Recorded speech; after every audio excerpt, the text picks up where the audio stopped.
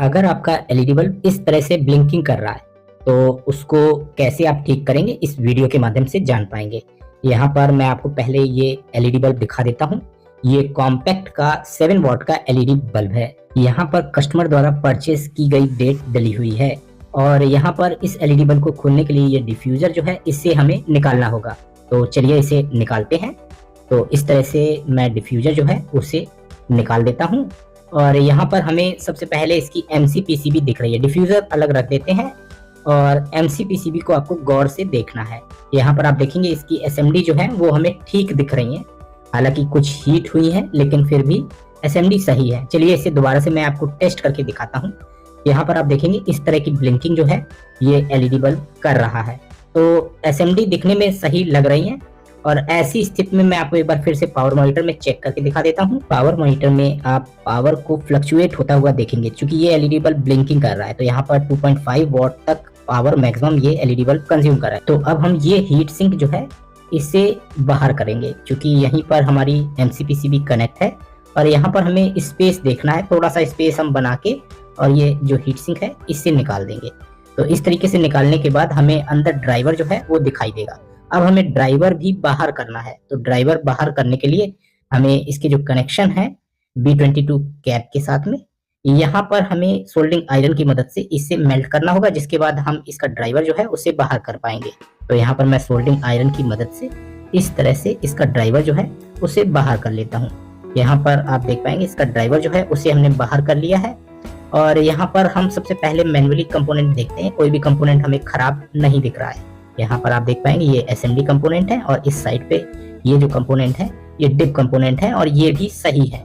दिखने में आपको कंपोनेंट सही लगेंगे लेकिन यहाँ पर ब्लिंकिंग में सबसे ज्यादा रिस्पॉन्सिबल ये कैपेसिटर होता है जो वीडीडी पिन के साथ में लगा होता है। यानी आईसी की जो वीडीडी पिन है, पिन नंबर 3, उसके साथ में जो कैपेसिटर लगा है यही स्विचिंग के लिए रिस्पॉन्सिबल होता है। सबसे पहले हम इसे ही निकाल कर और चेक करेंगे और साथ ही मैं रिप्लेस करके भी आपको टेस्टिंग जो है वो दिखाऊंगा। तो यहाँ पर इस कैपेसिटर को हम निकाल लेते हैं, फिर मैं इसकी वैल्यू जो है वो आपको दिखाता हूँ। यहाँ पर आप देख पाएंगे इस तरीके से मैंने ये इलेक्ट्रोलाइट कैपेसिटर जो कि स्विचिंग के लिए रिस्पॉन्सिबल होता है इसको मैंने निकाल लिया है। यहाँ पर इसकी जो वैल्यू है आप देख पाएंगे 4.7 माइक्रोफैरड और 63 वोल्ट का ये इलेक्ट्रोलाइट कैपेसिटर है। और इसकी जगह पे आप सेम वैल्यू या 50 वोल्ट, चलिए अब हम इस इलेक्ट्रोलाइट कैपेसिटर को रिप्लेस कर देते हैं। यहाँ पर मैं 50 वोल्ट 4.7 माइक्रोफैरड का ये इलेक्ट्रोलाइट कैपेसिटर जो है रिप्लेस कर देता हूँ, जिसके बाद हम इसकी टेस्टिंग जो है वो करेंगे और देखेंगे क्या हमारी प्रॉब्लम सॉल्व हुई या नहीं हुई। तो यहाँ पर ये इलेक्ट्रोलाइट कैपेसिटर जो है हमने रिप्लेस कर दिया है और अब हम इसे जो इसकी एक्स्ट्रा लेग्स हैं उन्हें कट कर देते हैं, जिसके बाद इसकी टेस्टिंग करते हैं। तो यहाँ पर जो इलेक्ट्रोलाइट कैपेसिटर इसमें पहले लगा था वो ठीक था, फिर भी हमने यहाँ पर इलेक्ट्रोलाइट कैपेसिटर जो है उसे रिप्लेस किया है। हालांकि इलेक्ट्रोलाइट कैपेसिटर का जो वोल्टेज लॉस है वो ज़्यादा टाइम होने पे, यानी उसका एक कैपेसिटर का टाइम पीरियड होता है, उसके ज़्यादा समय बीतने पर कैपेसिटर जो है वो वीक हो जाते हैं, उनमें कुछ प्रॉब्लम्स आती हैं। तो हालांकि फिर भी वो इलेक्ट्रोलाइट कैपेसिटर सही था। और यहाँ पर अब हम सीरीज में इसे टेस्ट करते हैं। तो मैं सीरीज बल्ब जो है होल्डर में प्लग करता हूँ और आप देखेंगे कि यहाँ पर अब भी ब्लिंकिंग की समस्या जो है वो सॉल्व नहीं हुई है। तो यहाँ पर हमने स्विचिंग कैपेसिटर जो है उसे रिप्लेस किया था लेकिन हमारी ब्लिंकिंग की प्रॉब्लम जो है वो सॉल्व नहीं हुई है। तो अब हमें नेक्स्ट स्टेप में क्या करना है, यहाँ पर हम ड्राइवर में ये वाला इलेक्ट्रोलाइट कैपेसिटर रिप्लेस कर चुके हैं, लेकिन इस साइड पे एक और इलेक्ट्रोलाइट कैपेसिटर जो कि आप बड़ा सा देख पा रहे हैं ये 100 माइक्रोफैरड और 80 वोल्ट का है। यहाँ पर 100 माइक्रोफैरड और 100 वोल्ट के भी इलेक्ट्रोलाइट कैपेसिटर लगे हो सकते हैं। ये 80 वोल्ट का है क्योंकि ये 7 वॉट का ड्राइवर है। इस इलेक्ट्रोलाइट कैपेसिटर को हम निकाल लेते हैं, इसके भी खराब होने के चांस रहते हैं। इसे रिप्लेस करके देख लेते हैं क्या हमारा एलईडी बल्ब ठीक होगा या नहीं होगा। तो यहाँ पर मैं 100 वोल्ट 100 माइक्रोफैरड का ये इलेक्ट्रोलाइट कैपेसिटर रिप्लेस कर देता हूँ। तो ये जो इलेक्ट्रोलाइट कैपेसिटर है, चलिए इसे हम रिप्लेस करते हैं। मैं इसलिए आपको स्टेप बाय स्टेप दिखा रहा हूँ कि आपको ये क्लियर हो जाए कि वास्तव में फॉल्ट क्या होगी। यहाँ पर मैं आपको इस इलेक्ट्रोलाइट कैपेसिटर को रिप्लेस करने के बाद ड्राइवर को फिर से टेस्ट करके दिखाता हूँ। यहाँ पर आप देख पाएंगे मैं इसे फिर से सीरीज में ही कनेक्ट कर रहा हूँ। और इलेक्ट्रोलाइट कैपेसिटर जब भी आप रिप्लेस करें तो पोलैरिटी का विशेष ध्यान दें। यहाँ पर आप देख पाएंगे मैंने सीरीज में इसे कनेक्ट किया और अब भी हमारा जो ब्लिंकिंग का प्रॉब्लम है वो सॉल्व नहीं हुआ है। तो यहाँ पर 2 इलेक्ट्रोलाइट कैपेसिटर हम रिप्लेस कर चुके हैं, इसका जो मेन आउटपुट का इलेक्ट्रोलाइट कैपेसिटर है उसे और स्विचिंग वाले को, जो कि पिन नंबर 3 के साथ कनेक्ट होता है। अब हम क्या करेंगे, तो यहाँ पर नेक्स्ट स्टेप में आप देखेंगे कि ड्राइवर में एक और छोटा इलेक्ट्रोलाइट कैपेसिटर लगा हो सकता है, या उसकी जगह पे एसएमडी कैपेसिटर जो है ये जो कि पिन नंबर 1 पर लगा होता है, ये लगा होता है, इससे आपको रिप्लेस करना होगा। तो एसएमडी कैपेसिटर अगर लगा है तो उसकी जगह पे आप इलेक्ट्रोलाइट कैपेसिटर जो है उससे रिप्लेस कर सकते हैं।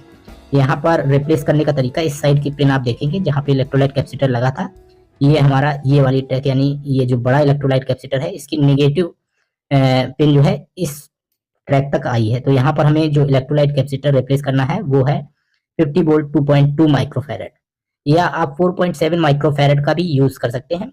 और इसकी जो नेगेटिव लेग है उसको आप, जो कि मैंने आपको ट्रैक अभी दिखाई थी, उस ट्रैक के साथ में कनेक्ट करना है। तो वो ट्रैक नेगेटिव है, तो इसकी एक्स्ट्रा लेग्स जो है उन्हें हम कट कर देते हैं, और इस इलेक्ट्रोलाइट कैपेसिटर की लेग्स पे हम थोड़ा सा सोल्डर जो है उसे सोल्डिंग आयरन की मदद से लगा देते हैं, जिससे कि सोल्डरिंग जो है वो अच्छे से हो सके। तो अब हम इसे इस तरीके से इस साइड पे नहीं लगाएंगे, इसको इस साइड पे ऐसे लगाएंगे। नेगेटिव पॉजिटिव का आपको विशेष ध्यान देना है। ट्रैक्स जो है आप थोड़ा सा ट्रेस करेंगे तो आपको पता चल जाएगा कि कौन साइड नेगेटिव है और कौन साइड पॉजिटिव है।